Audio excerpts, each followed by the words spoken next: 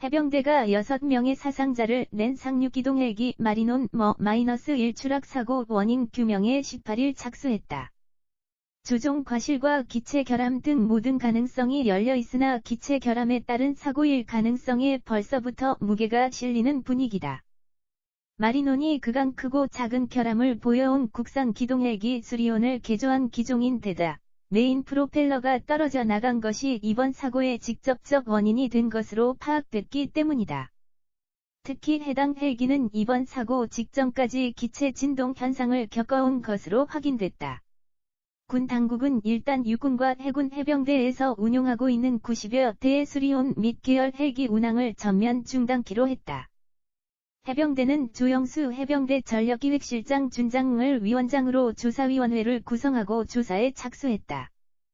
군 당국 관계자는 사고 헬기 내 블랙박스 비행기록 장치를 수거해 곧바로 분석을 시작했다고 전했다.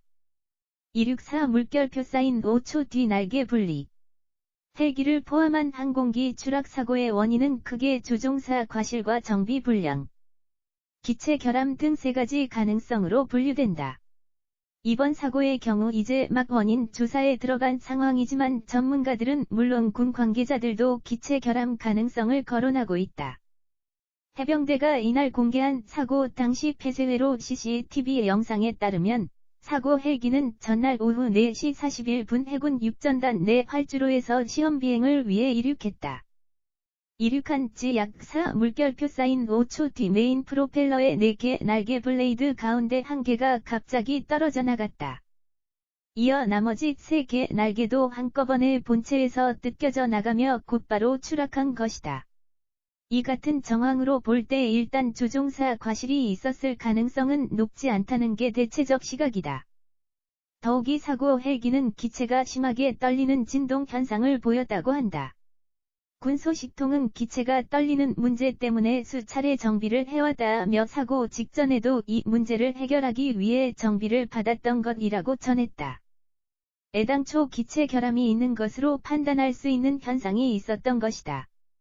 이번 사고 헬기 주조종사는 비행시간이 300시간에 달하고 미국 비행시험학교에서 관련 과정을 이수한 베테랑 조종사로 알려졌다.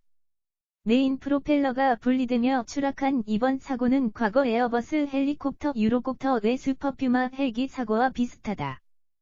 슈퍼퓨마 헬기는 2009년 4월 1일 스코틀랜드, 2016년 4월 29일 노르웨이에서 메인 프로펠러의 감속 기어박스가 피로균열 때문에 추락한 바 있다.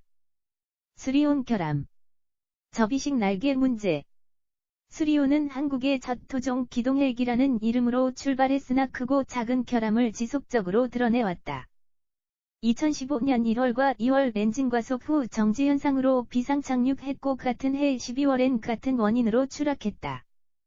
또 2013년 2월부터 2016년 1월까지 5차례의 윈드실드 전방 유리 파손 사례가 보고됐으며 2014년 8월 앞날개와 동체 상부 전선절단기 충돌로 엔진이 멈추는 현상도 보였다.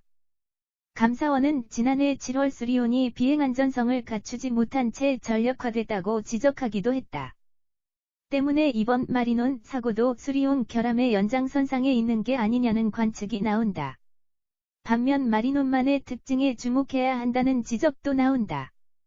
마리논은 수리온과는 달리 함정 착륙을 위해 앞날개를 접을 수 있도록 개조됐다. 한 방산업체 관계자는 이번 사고는 수리온에서 발견돼 온 결함과는 전혀 다른 양상이라며 마리논의 접이식 날개를 펴는 과정에서 정비 실수나 장비 결함이 있었을 가능성이 높다고 말했다. 기체 결함에 따른 사고일 개연성이 짙어지자 정부는 난감한 표정이다. 김의겸 청와대 대변인은 이날 춘추관 브리핑에서 수리온이 결함이 있던 헬기라고 해서 마치 수리온에 문제가 있는 것처럼 비칠 가능성이 있지만 실제 감사원이 지적했던 결빙 문제는 완벽하게 계량됐다며 현재 우리 수리온은 성능과 기량은 세계 최고 수준이라고 강조했다. 이미 군의 90여 대가 전력화되어 있는 데다 수리온의 해외 수출에 장애가 될 것을 우려한 발언으로 보인다.